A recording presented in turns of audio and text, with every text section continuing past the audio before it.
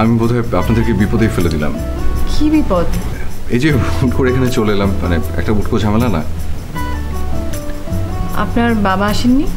না, আসলে ওই অসুস্থতার জন্য বাবাকে ওই অর্ধেক রাস্তা নেমে পড়তে হলো। অথচ বাবাই বেশি অস্থির হয়েছিল এখানে আসার জন্য। ও আচ্ছা, আই এম রিয়েলি সরি। আপনি মনে হয় ঘুমাচ্ছিলেন, ওই আন্টি খামাখা আপনাকে ডেকে তুললো। না না, আমি ঘুমাচ্ছিলাম না। আচ্ছা, আমি আপনাকে বিরক্ত করছি না তো? না। আচ্ছা, মানে আমি যদি এখানে থাকি আপনার আবার অসুবিধা হবে না তো? না। আসলে আমি এখানে এসেছি একজনের খোঁজে। তাকে খুঁজে পাওয়া গেলেই আমার ছুটি, মানে আমি ব্যাক করবো আর কি। তো বাবাই আসলে চেয়েছিল ওকে খুঁজে বের করতে, কিন্তু এখন যেহেতু বাবা পারলো না, সেহেতু আমাকেই খুঁজে বের করতে হবে। যাকে খুঁজে বের করবেন তার ঠিকানা জানা নেই? বাবার কাছে যে ঠিকানাটা ছিল ওখানে মনে হয় তারা থাকেন না। আসলে বাবার সাথে যোগাযোগ ছিল যে ফোনে, সেই ফোনটাও এখন বন্ধ। উনি কি আপনাদের আত্মীয়?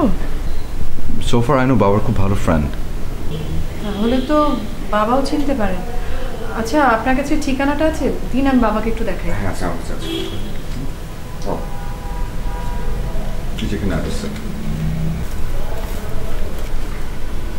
ইউসুফ 19/10 বাবর রোড, মোহাম্মদপুর, ঢাকা। আচ্ছা, আপনি বসুন, আমি বাবাকে দেখি।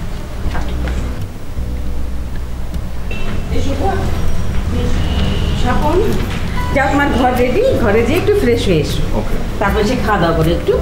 ও মাই গড, কিটা এত কিছু কেন? খাও না বাবা, একটু খাবে, অসুবিধা কি? না না, আমি প্লেনে খেয়ে এসেছি। তাতে কি আবার খাবে? যাও তো, যাবো, ওকে নিয়ে যাও, ঘরটা দেখিয়ে দাও, একটু ফ্রেশ হয়ে এসো বাবা। কোন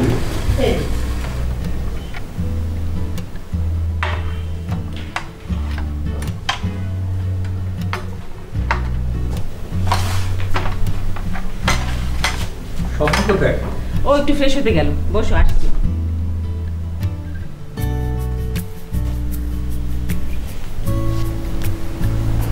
বাবা, তুমি কি ওনাকে সত্যি চিনতে পেরেছো? হ্যাঁ সে কি তোমার বন্ধু ছিল? হ্যাঁ, আমারও বন্ধু। এসো বাবা, বসো, খাও। মা, ওকে একটু তুলে খাওয়াস, আমি দেখি চা নিয়ে আসি। আপনার সব প্রবলেম সলভড। বাবা ওনাকে চিনতে পেরেছেন। আপনি আঙ্কেলকে ফোন করে বলে দিন যে ওনার বন্ধুর খোঁজ পাওয়া গেছে। ওকে, দ্যাটস গুড। আঙ্কেল, ইউসুফ বেঁচে নেই। জি? বেশ কিছুদিন আগে একটা রোড অ্যাক্সিডেন্টে ওরা স্বামী স্ত্রী দুজনেই, ওর ফ্যামিলি এখনো এই ঠিকানায় আছে কিনা আমি জানি না। আঙ্কেল, উনি কি আপনারও ফ্রেন্ড ছিলেন? আসলে বাবাকে কি বলবো বুঝতে পারছি না। বাবা ধারণা করছিলেন যে আঙ্কেল আর বেঁচে নেই, কিন্তু আসলে এখনই সত্যি কথাটা বলতে চাই না, কারণ বললে বাবা আরও অসুস্থ হয়ে যাবে, অসুখটা বেড়ে যাবে। ঠিকই বলেছ। আচ্ছা আঙ্কেল, তার চেয়ে বরং আমরা এক কাজ করে কেমন হয় যে আমরা বরং গিয়ে খোঁজ নেই যে ওনার ফ্যামিলি কেমন আছে এখন। আপনি কিছু মুখে দিন না, ঠান্ডা হয়ে যাচ্ছে। আমি একটু পরে খাই। ঠিক আছে। আমার নিজেকে ভীষণ অপরাধী মনে হচ্ছে। কেন? আমেরিকা থেকে রাকিব অস্থির হয়ে উঠল, আর আমি ঢাকায় থেকেও।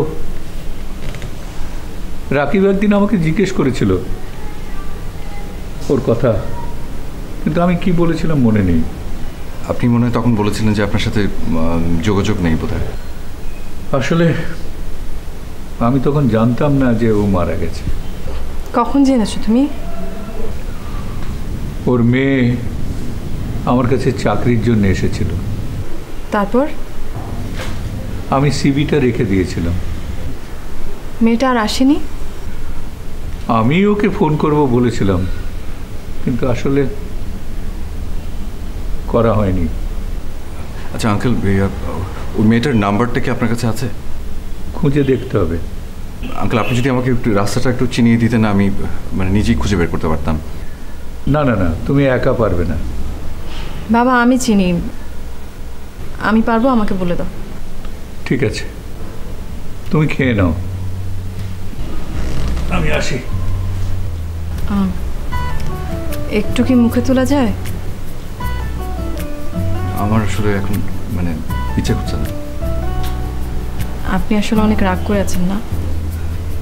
কেন? এই যে বাবা এতদিন ওনাদের কোনো খোঁজ নেননি। আচ্ছা, আমি নিচ্ছি। আপনি খান আমার সাথে। না না আপনি